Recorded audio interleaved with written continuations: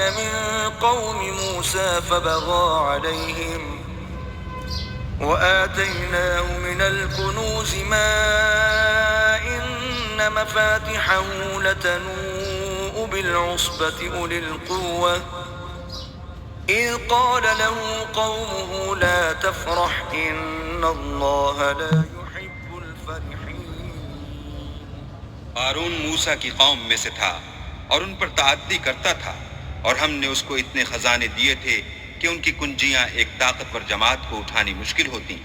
جب اس سے اس کی قوم نے کہا کہ اترائیے مت، کہ اللہ اترانے والوں کو پسند نہیں کرتا.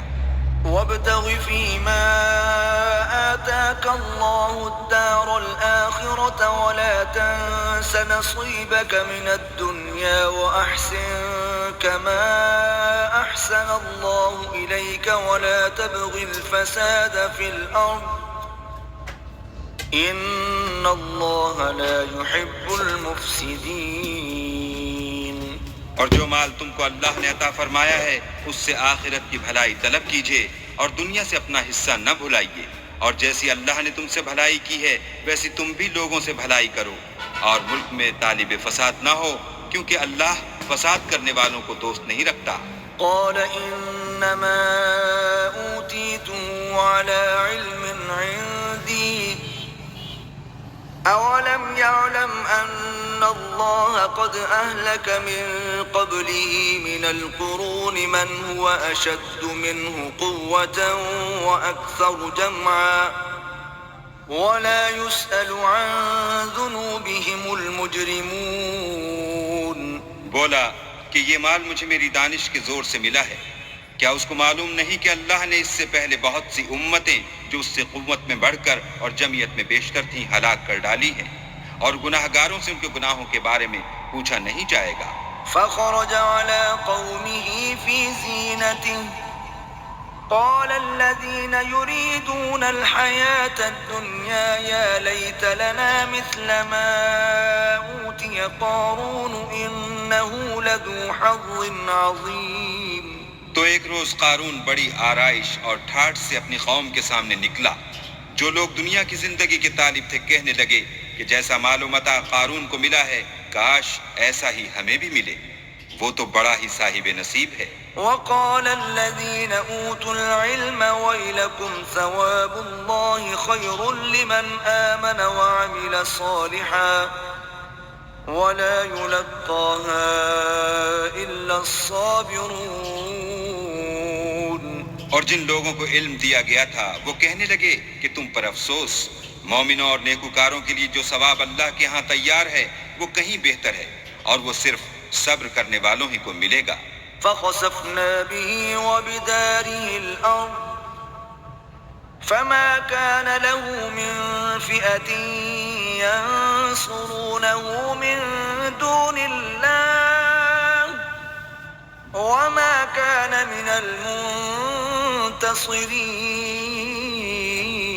المنتصرين.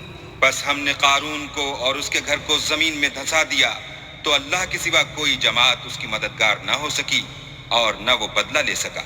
وأصبح الذين تمنوا مكانه بالأمس يقولون ويكأن الله يبسط الرزق لمن يشاء من عباده ويقدر لولا أن من الله علينا لخسف بنا وَيْكَأَنَّهُ لَا يُفْلِحُ الْكَافِرُونَ.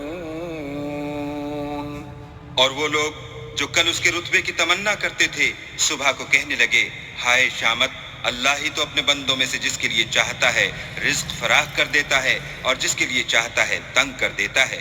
اگر اللہ ہم پر احسان نہ کرتا تو ہمیں بھی دھسا دیتا. ہائے خرابی، کافر نجات نہیں پا سکتے.